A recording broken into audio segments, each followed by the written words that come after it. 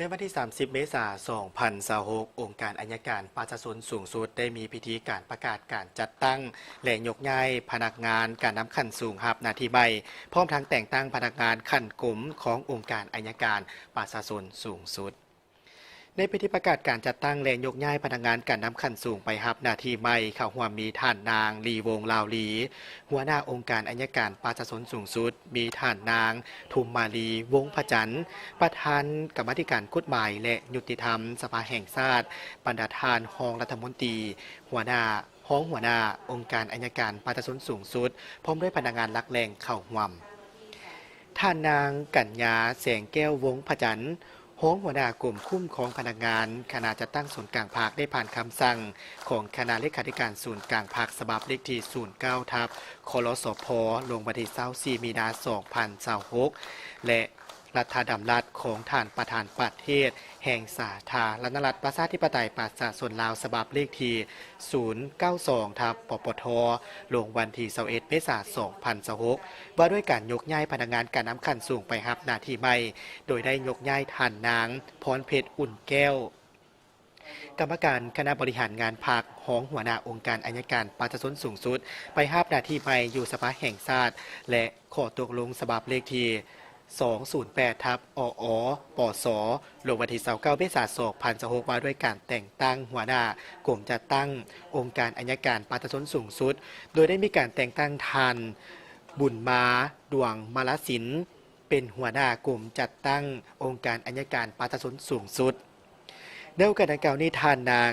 ลีวงลาวลีได้ให้เกียรติโอ้ล้มโดยมีทิศซี่นำต่อผู้ที่ยกย้ายไปรับหน้าที่ใหม่โดยแสดงความยั่งยอสมเสยต่อผลงานที่สหายทั้งสองได้ประกอบส่วนเหือแหงสูงสติปัญญาเข้าในการพัฒนาปรับปรุงเรียกงานอัยการประชาชนในระยะที่ผ่านมาอย่างมีผลสำเร็จหลายด้านต่อหน้าที่การเมืองที่ได้รับมอบหมายโดยเฉพาะก็เป็นเวียกงานอยู่ในของเขตอัยการที่ได้เอาใจใส่ในการสร้างปรับปรุงกฎหมายและบรรดานิติกรรมลุ่มกฎหมายโดยสืบโตในการจะตั้งปฏิบัติบทบันทึกห่วมระหว่างสภาแห่งชาติและองค์การอัยการประชาชนสูงสุดเพื่อเป็นขั้วโตในการพัวพันหัวมือ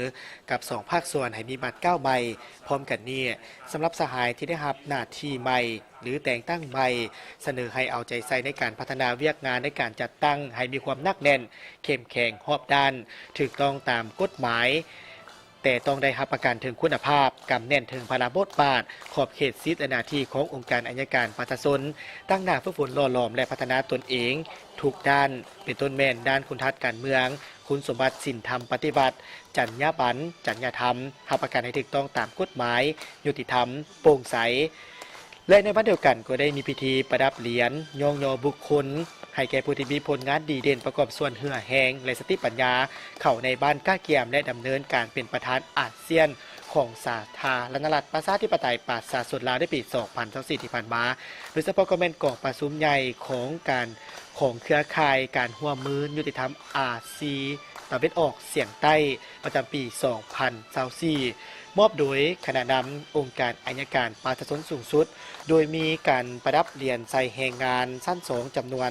11ทานยิง5ทานเหรียญใส่แรงงานชั้น3จำนวน8ทานยิง4ทานและเหรียญกาแรงงานจำนวน10ทานยิง7ทานอีกด้วย